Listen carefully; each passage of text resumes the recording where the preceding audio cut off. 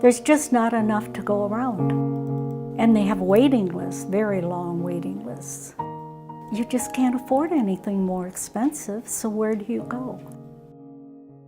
So the housing gap is the difference between the amount of income that people earn, and therefore the house that they could afford, and the number of units that are available at that price point. Well, I lived in Middleton first, and that wasn't low income, so that's why I moved.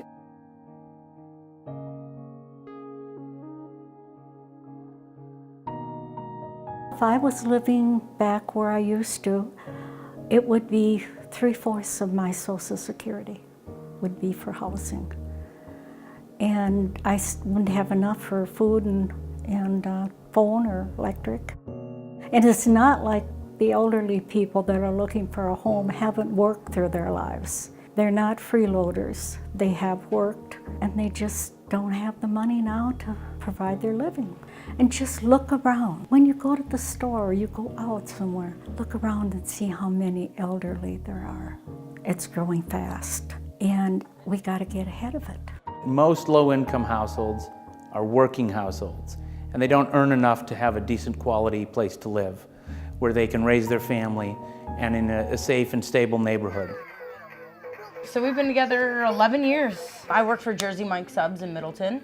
I'm an assistant manager. And I work at American Girl in Middleton, and I've been there 3 years. We've noticed in the last 20 years that in many places across the country, housing costs have gone up much faster than people's incomes. And that puts pressure on their ability to spend money for other things. It took us a long time to find some place that was affordable, that was nice. We didn't have a car before we moved here. I mean, everything we did was by cab, by walking, or, you know, trying to get rides from people. The apartment that we're living in is good, it's affordable. We're able to save a lot of money staying here because they take care of the property. We want to be here. It saved us a lot of money where we were able to afford daycare for our son. Whoa, did you like that? We were able to afford food. Believe it or not, food's expensive, so we're able to keep food in the refrigerator. We're able to go to work. Here it gives us reassurance that we're good, we're safe, we feel like a family.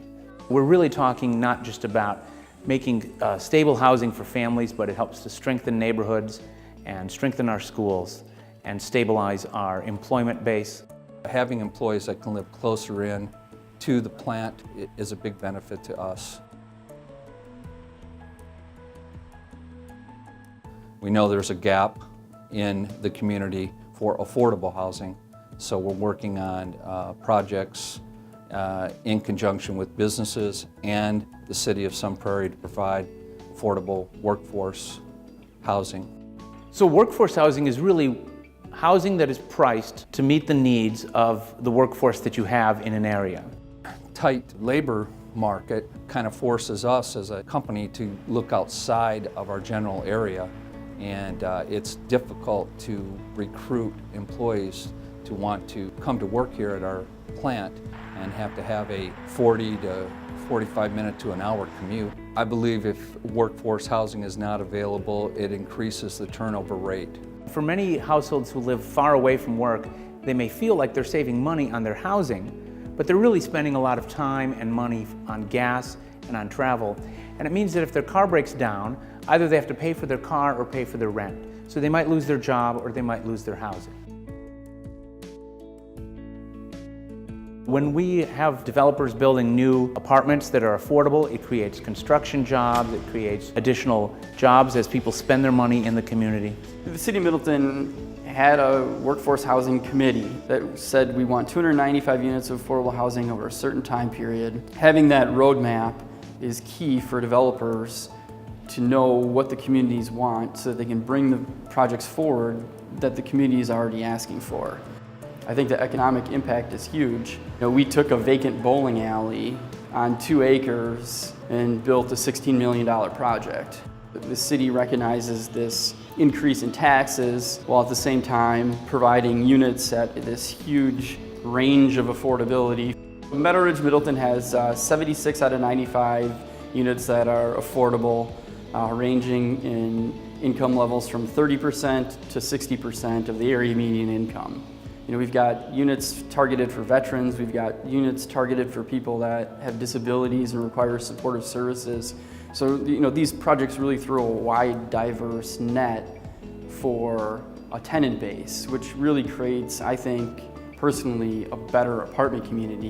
You don't look at this building and say, hey, that's got to be an affordable housing project. I mean, this is as nice as any market rate housing project. To fix the housing gap, we need a sustained partnership across all sectors.